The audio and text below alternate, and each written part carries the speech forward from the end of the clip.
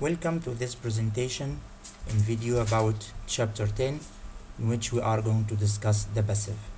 This is a mind map of the lesson of the passive, in which we are going to be speaking about the introduction about the passive, the form of the passive, the form of the verbs, the past participle. Then we are going to discuss the various tenses in the passive, and finally we are going to speak about the usage of the passive.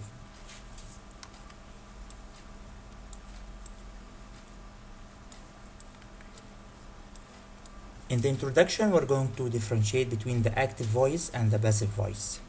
In the active voice, I have the sentence, he is eating a banana. In the passive voice, I have a banana is being eaten by him. Here we have the same meaning. Both the active voice and the passive voice express the same meaning, but in two different ways. If we move to the form of the passive, we have the same form here, be plus past participle. Be, this is verb to be, and the PP stands for the past participle of the verb. This is the main structure of the passive verb. When we are speaking about the passive, we should differentiate between the two forms or the two types of the verbs, the transitive verbs and the intransitive verbs.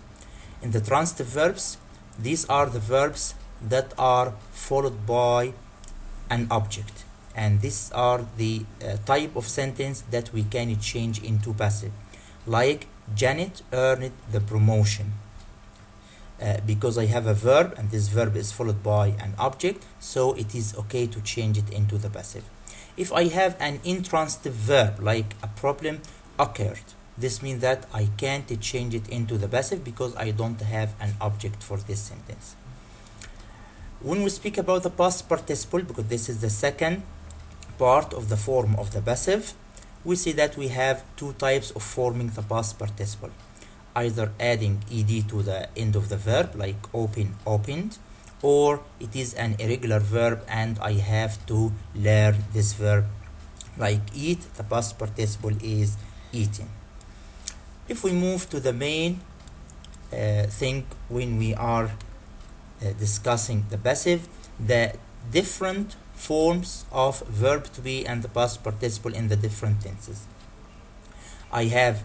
In the tenses, I have the simple tenses, the progressive tenses, the perfect tenses, and the future and models. In the simple tenses, I have the present and the past.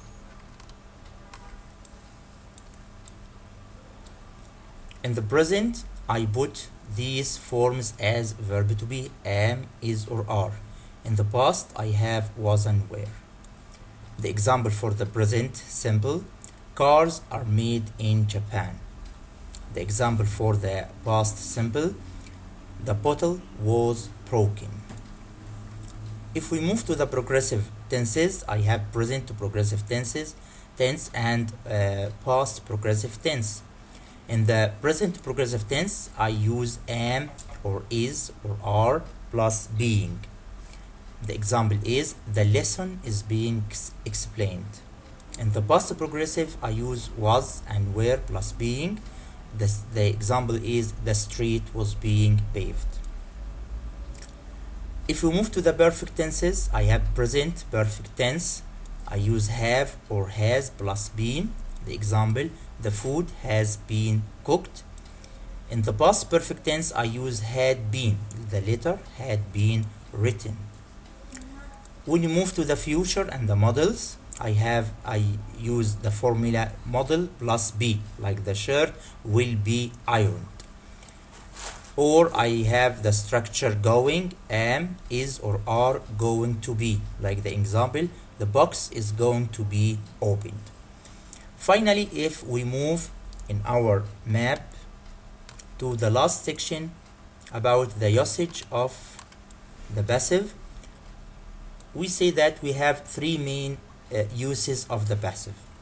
I use the passive when I am going to focus more on the action, not on who or what is performing the action. Like, my bike was stolen. Here I wanted to focus on what happened, not who did this. Also, sometimes it is not important to know who or what performed the action. This is why I focus on the action itself. Like this mask was built in 1900. I don't want to say who built it or where it was built, but I am just focusing on the action of building. Finally, sometimes the passive is used as a more polite way to express an idea than the active voice. Like when someone does something wrong, I say a mistake was made. Here I don't mention who made this mistake. This is the map of the passive through which we can study the main ideas related to the passive.